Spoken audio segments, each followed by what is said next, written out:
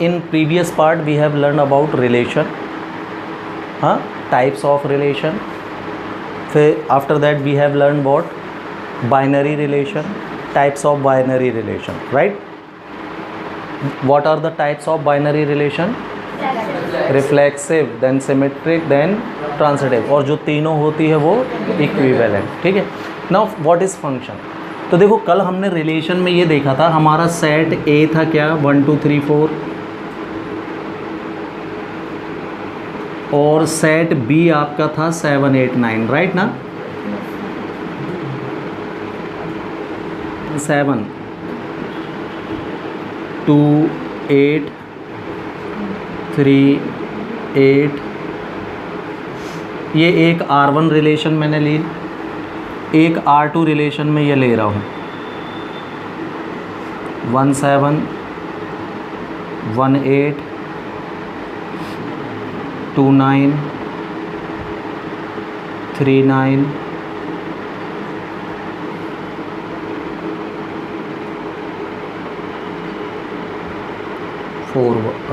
4 7. चलो ये दो रिलेशन मैंने आपके सामने लिखी है, ए क्रॉस बी का दो सबसेट उठाए हैं ये दोनों.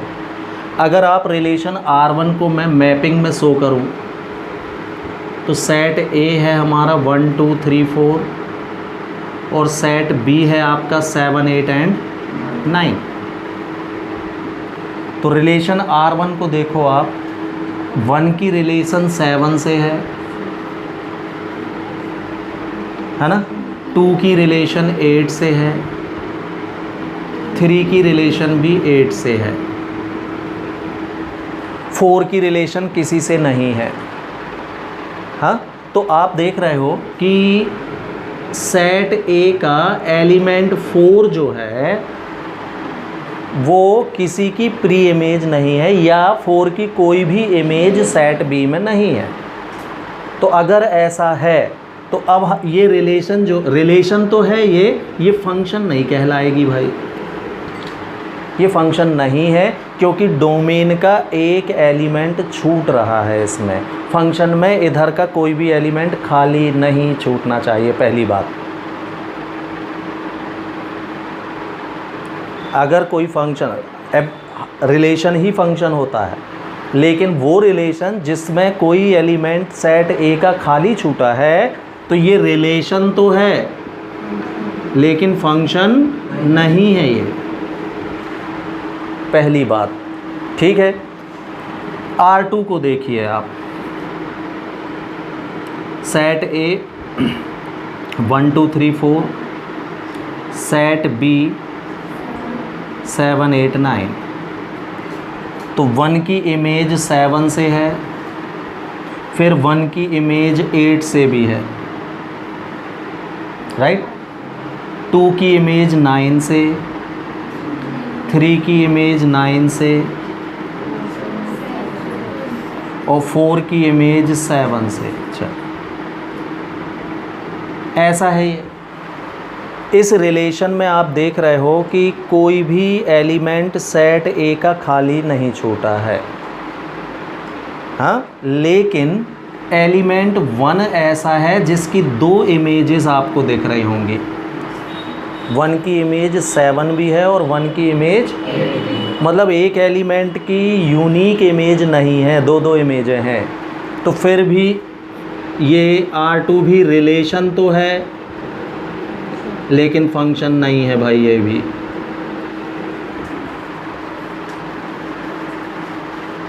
हाँ, किसी रिलेशन के फंक्शन होने के लिए ज़रूरी है कि ईच एलिमेंट की इमेज हो. तो ये फर्स्ट कंडीशन तो सेटिस्फाई कर रहा है, सबकी इमेज है, और ईच एलिमेंट की यूनिक इमेज होना चाहिए सेट बी में. तो सेकंड क्राइटेरिया फंक्शन का ये फॉलो नहीं कर रहा है. एलिमेंट 1 ऐसा है जो रिपीट हो रहा है 2 बार, 7 के साथ भी. और तो इधर देख लें आप, अगर पहला एलिमेंट रिपीट हो गया है रिलेशन के अंदर तो फिर उसको हम फंक्शन नहीं कहेंगे. और अगर कोई एलिमेंट सेट ए का छूट गया है तो भी वो फंक्शन नहीं होगा. इन दो कंडीशन में बस कोई रिलेशन फंक्शन नहीं होगी, अदरवाइज सारी रिलेशन फिर फंक्शन है। तो फंक्शन में हमको दो चीज़ें बस देखनी पड़ेंगी, फंक्शन है कि नहीं है बताने के लिए क्या बस देखना पड़ेगा कि सेट ए का कोई एलिमेंट ब्लैंक तो नहीं छूट रहा, और ब्लैंक नहीं छूट रहा है अगर तो ऐसा कोई एलिमेंट तो नहीं है जिसकी मोर देन वन इमेज हो। तो एलिमेंट 1 की 2 इमेजें हैं और किसी की नहीं है, 2 की एक ही है, 3 की भी एक ही इमेज है ना। 2 लोगों की एक इमेज हो सकती है, लेकिन ये तो यूनिक ही है ना, 1 ओनली। 2 का 9 बस है और कहीं नहीं है, देखो 2 का और किसी से नहीं है, ये नहीं होना चाहिए। मतलब जब हम फिगर बनाए ना तो ऐसा लेस देन का साइन दिख रहा है आपको, ये लेस देन साइन बड़ा सा ऐसा साइन अगर बन रहा है तो समझ जाओ वो फंक्शन नहीं है भाई, मैपिंग बनाते समय। मतलब पहला एलिमेंट कभी भी रिपीट नहीं होना चाहिए। जैसे यहाँ देखो 1 1 2 बार आया है, बाकी 2 3 और 4 एक ही बार है ना, लेकिन 1 रिपीट हो गया ना तो इसको हम फंक्शन नहीं है कहेंगे। तो नाउ फंक्शन की डेफिनेशन क्या बनी भाई? हाँ, तो अब हम फंक्शन को डिफाइन कर रहे हैं, देखना। एनी रिलेशन आर, रिलेशन तो होगी ये, from set A to set B, set A से सेट बी में कोई relation R is called function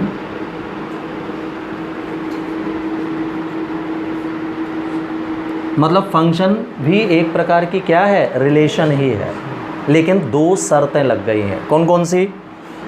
any relation are from A to B is called a function if for each element of A के सारे element की, कोई छूटना नहीं चाहिए बोलो ना आपने। तो for each element of set A there is a unique image in set B, हर एलिमेंट की इमेज होनी चाहिए, और हर एलिमेंट की इमेज कैसी होनी चाहिए? यूनिक होनी चाहिए। एक एलिमेंट की 2 इमेजें नहीं होना चाहिए। अगर ऐसा है रिलेशन में तो फिर वो रिलेशन क्या है? एक फंक्शन है। क्लियर? तो a function if for each element of A there exist a unique image in set B, set B में यूनिक इमेज होनी चाहिए। तो मैपिंग में तो आप पहचान जाओगे, लेस देन साइन बन गया तो बोल दोगे फंक्शन नहीं है, कोई खाली छूटता हुआ दिख गया तो बोल देंगे फंक्शन नहीं है। अगर इधर से पहचानना है तो कैसे देखोगे कि हाँ फर्स्ट एलिमेंट 2 बार आ गया है कहीं, क्या रिपीट हो गया है कहीं क्या, तो फिर वो फंक्शन नहीं है, और खाली छूट गया है तो वो फंक्शन नहीं है। क्लियर? तो दिस इज फंक्शन है ना। तो यहाँ से हमको देखो फंक्शन और रिलेशन में एक रिलेशन मिले, क्या कि every function is a relation. जो फंक्शन है वो रिलेशन तो होगा ही, but it is not necessary that every relation is a function. ये दोनों केस देख लो, दोनों रिलेशन है लेकिन फंक्शन नहीं है। तो क्या रिलेशन मिल गई दोनों में? Every function also a relation, but every relation will be a function also, it is not necessary, ये ज़रूरी नहीं। क्लियर? तो दिस इज फंक्शन। अब अगर मैं आपसे पूछूं डोमेन ऑफ फंक्शन क्या होगी? Domain of function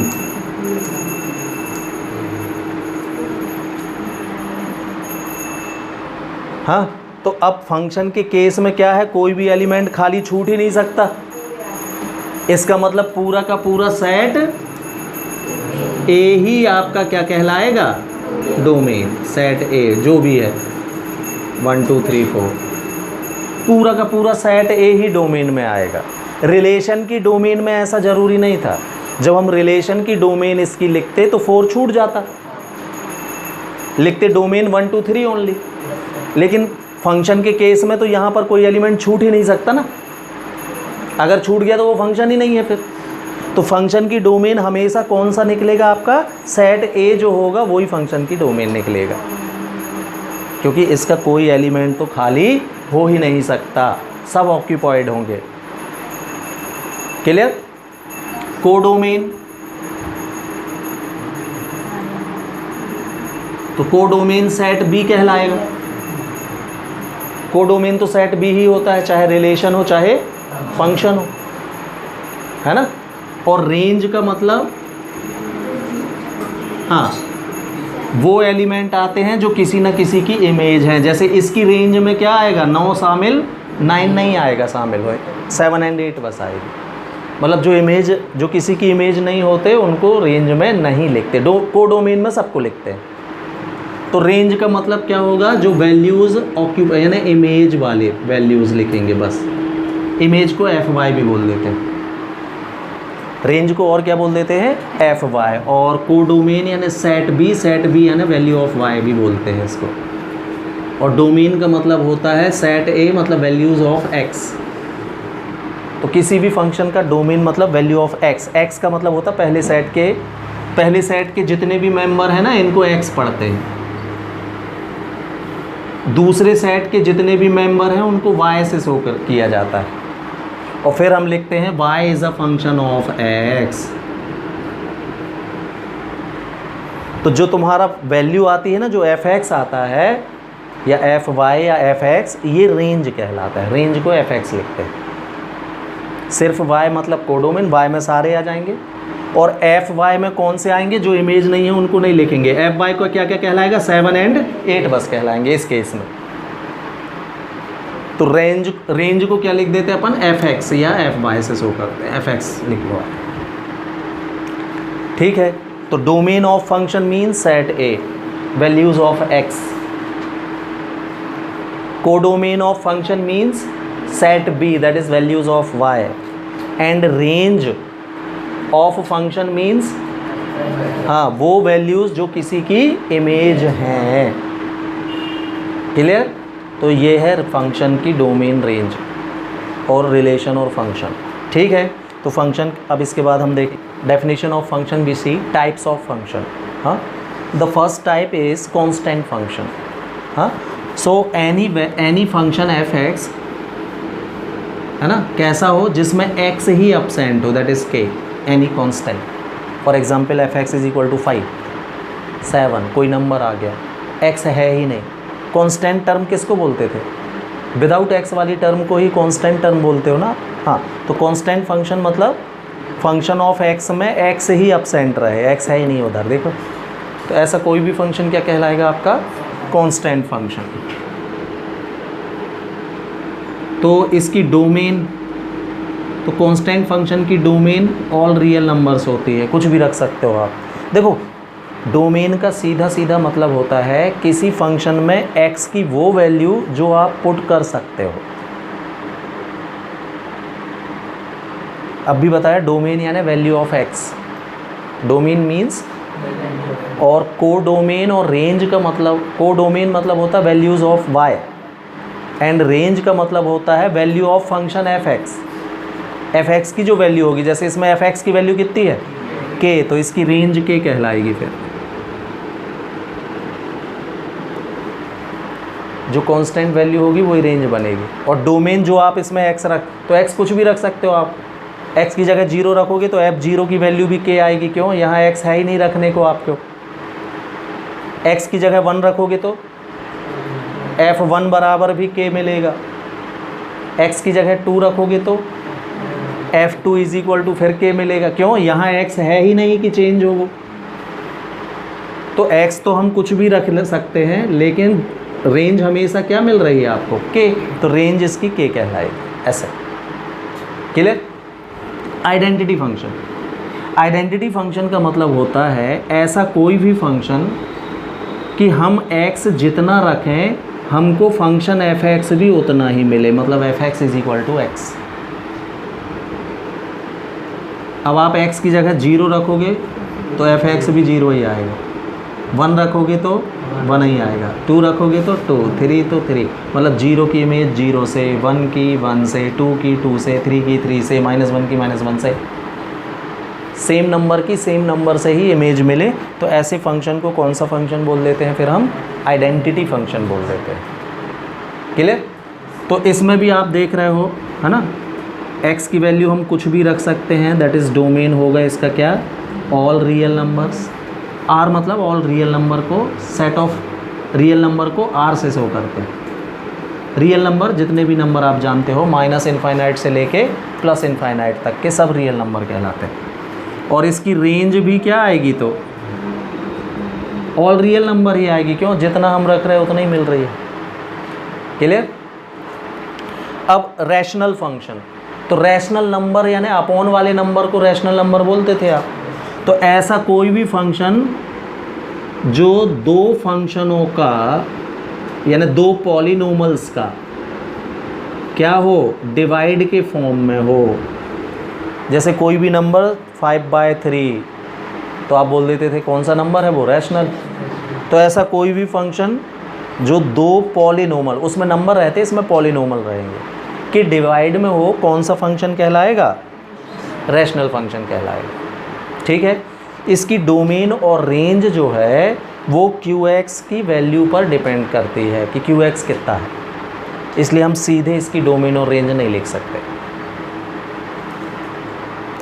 so this is called what? Rational function. Clear?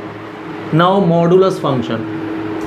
तो modulus function f(x) = mod x वाले फंक्शन को मॉडुलस फंक्शन कहते हैं।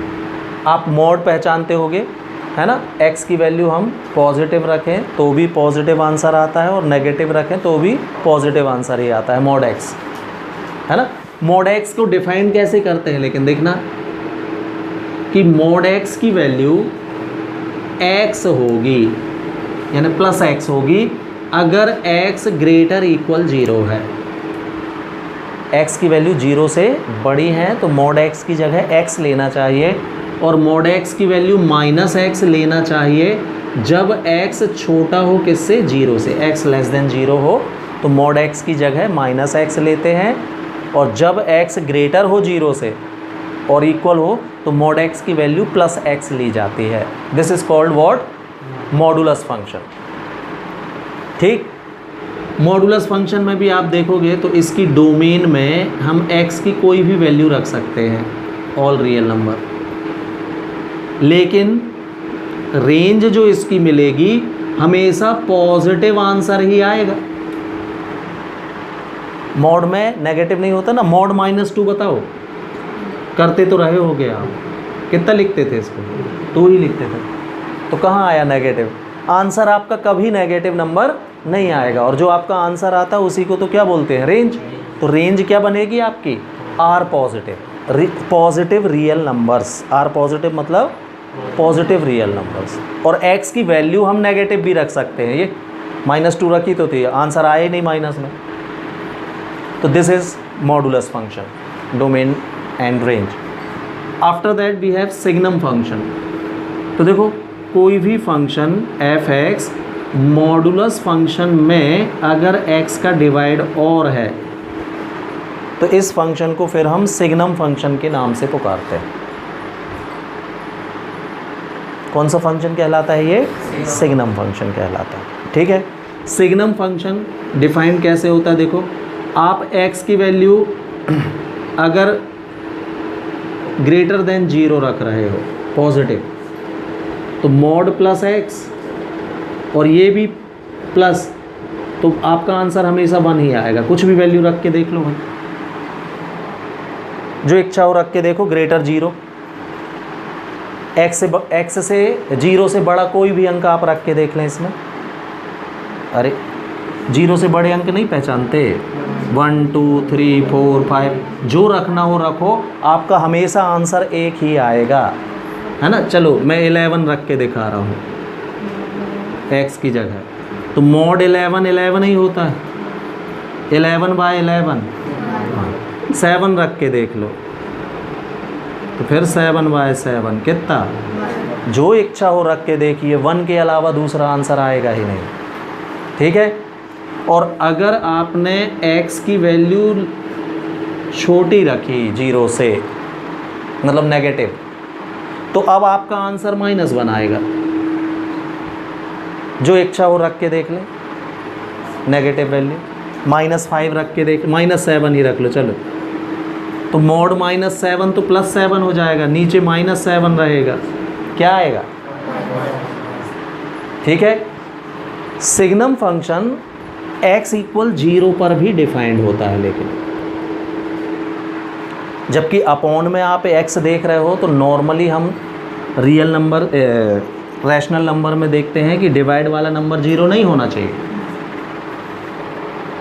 रैशनल नंबर कैसे लिखते थे, p/q where q does not equal 0।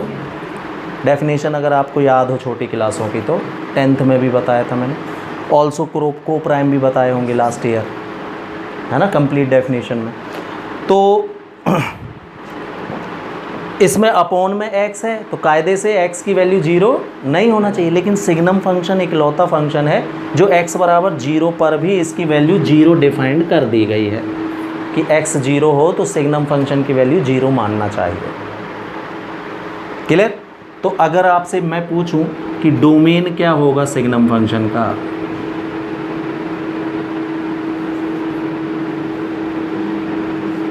तो पॉजिटिव भी रख रहे हैं आप, नेगेटिव भी रख रहे हो आप, 0 भी रख रहे हो आप, मतलब ऑल रियल नंबर, सब कुछ रख सकते हैं इसमें भी। और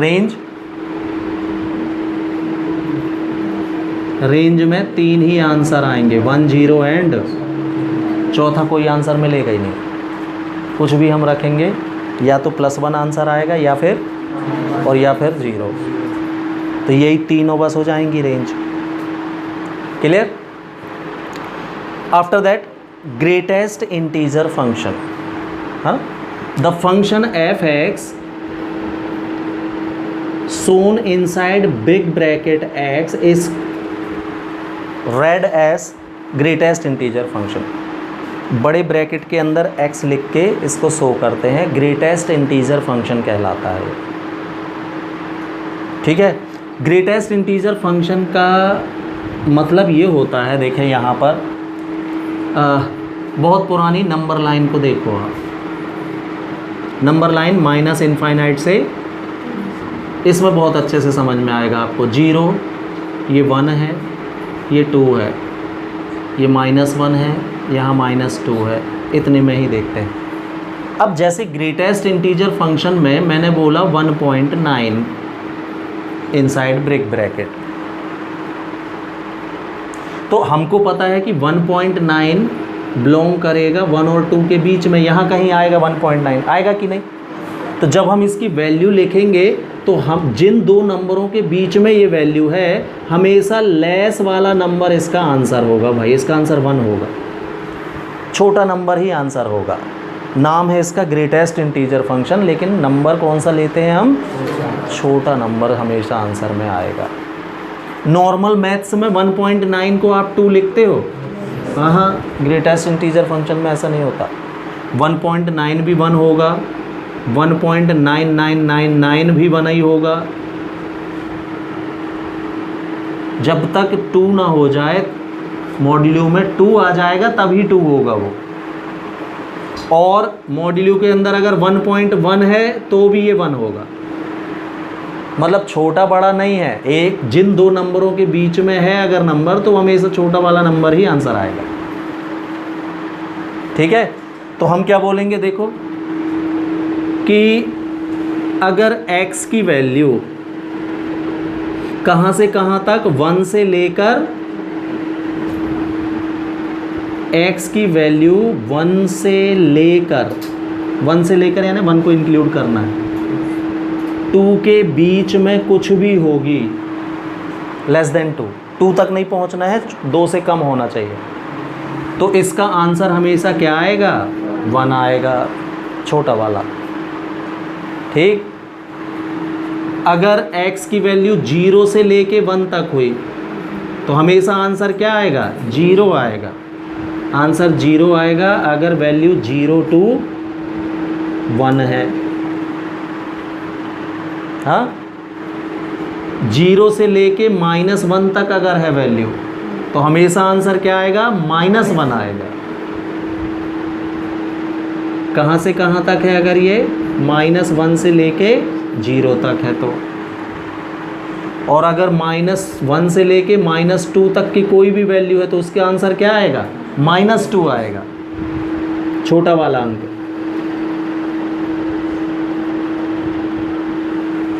तो this is the definition of greatest integer function, है ना। इसकी अदर डेफिनेशन हम इस प्रकार से भी लिख देते हैं कि जो x की वैल्यू होती है वो हमेशा मॉड्यूलो x या बिग ब्रैकेट x और बिग ब्रैकेट x + 1 के बीच में होती है। इसको डिफाइन करने का एक तरीका और कि x जो भी आप लोगे वो ग्रेटेस्ट इंटीजर x और ग्रेटेस्ट इंटीजर x + 1 के बीच में ही होगा। तो सिम्बॉलिकली ऐसे लिखते हैं, ये मैंने न्यूमेरिक वैल्यूज़ कुछ निकाल के बताई, ठीक है। तो this is called what? Greatest integer function. After that number 7 square root function. हाँ, तो any function having square root sign is called square root function, है ना। तो जैसा कि हमको पता है कि रूट के अंदर नेगेटिव वैल्यूज़ नॉट अलाउ होती है, वो इमेजनरी नंबर्स कहलाते हैं। तो अगर हमसे इसका कोई डोमेन पूछेगा तो डोमेन हम बोलेंगे क्या? R पॉजिटिव होगा। इसका अंदर वाला नंबर कैसा होना चाहिए? पॉजिटिव होना चाहिए। हाँ, और रेंज अगर हमसे कोई पूछेगा तो रेंज हम बोलेंगे ऑल रियल नंबर हो सकते हैं इसके। क्यों? हमको पता है √4 + 2 एंड -2 दोनों आंसर होते हैं, ठीक है। Exponential function, any function which is in the form of e⁻x। Exponential series कहलाती है ये e⁻x, इसलिए इसको एक्सपोनेंशियल फंक्शन बोलते हैं। इसमें भी आप देख रहे होंगे कि x में √ तो नहीं लगा है, मतलब नेगेटिव वैल्यूज़ रख सकते हैं हम। अपॉन भी कहीं नहीं लिखा का मतलब इसका जब डोमेन होगा तो वो ऑल रियल नंबर होगा, ठीक है। हाँ, e⁻x की जो वैल्यू आएगी, आप x कुछ भी रखो, है ना, वो हमेशा पॉजिटिव आएगी। तो रेंज इसकी क्या बनेगी? R positive. इसके आंसर नेगेटिव नहीं आ सकते कभी, सीरीज़ की वैल्यू नेगेटिव नहीं होते। क्लियर? लॉगरिथम फंक्शन, तो कोई भी फंक्शन जो log x के फॉर्म में होता है इसको हम लॉगरिथम फंक्शन बोलते हैं। लॉग की खासियत ये होती है कि लॉग के अंदर का जो नंबर है x, ये 0 और नेगेटिव नहीं हो सकता। लॉग 0 भी नहीं होता और नेगेटिव भी नहीं हो सकता, मतलब इसकी भी डोमेन क्या होगी? तो R पॉजिटिव ही होगी। पॉजिटिव नंबर्स ही लिख सकते हैं हम इसमें, ठीक है। इवन फंक्शन, देखिए कोई भी फंक्शन f(x) इवन फंक्शन कब कहलाता है कि आपने मान लीजिए फंक्शन में x की जगह -x सब्स्टिट्यूट कर दिया तो भी हमको फंक्शन की वैल्यू अनचेंज्ड मिले, मतलब उतना का उतना ही रहा है। ऐसे किसी भी फंक्शन को हम इवन फंक्शन बोलेंगे। A function f(x) is called even function if f - x is equal to f(x). एक एग्जाम्पल दे रहा हूँ मैं आपको। मान लीजिए मैं फंक्शन रख दूँ f(x) = x², तो अब आप इसमें x की जगह -x रखना तो भी आपका आंसर उतना ही आएगा, नहीं चेंज हुआ। हमने तो रखे x की जगह -x, लेकिन वैल्यू में कोई फ़र्क नहीं पड़ा, इसकी उतना ही है, ये देखो। तो फिर हम इस फंक्शन को कौन सा फंक्शन बोलेंगे? इवन फंक्शन बोलेंगे। Clear? Odd function, any function f(x) is called odd function, कि अगर आपने x की जगह -x रखा तो वैल्यू तो उतना ही आती है लेकिन साइन चेंज हो जाए, उसका -f(x) मिले मतलब। तो ऐसे किसी भी फंक्शन को हम ऑड फंक्शन कहेंगे। एग्जाम्पल एक्स क्यूब रख रहे हो अब आप, तो x के प्लेस में -x रखना, तो आपको पता होगा -x का क्यूब -x³ आएगा, आंसर माइनस आएगा इस बार। तो उतना ही नहीं मिल रहा है, उतना तो मिल रहा है लेकिन साइन चेंज होके मिल रहा है, तो उतना ही मिले लेकिन क्या हो जाए, तो ऐसे फंक्शन को क्या बोलेंगे हम, ऑड फंक्शन बोलेंगे भाई। क्लियर है? तो these are types of function, इतने टाइप के फंक्शन आपको मिलेंगे कहीं ना कहीं।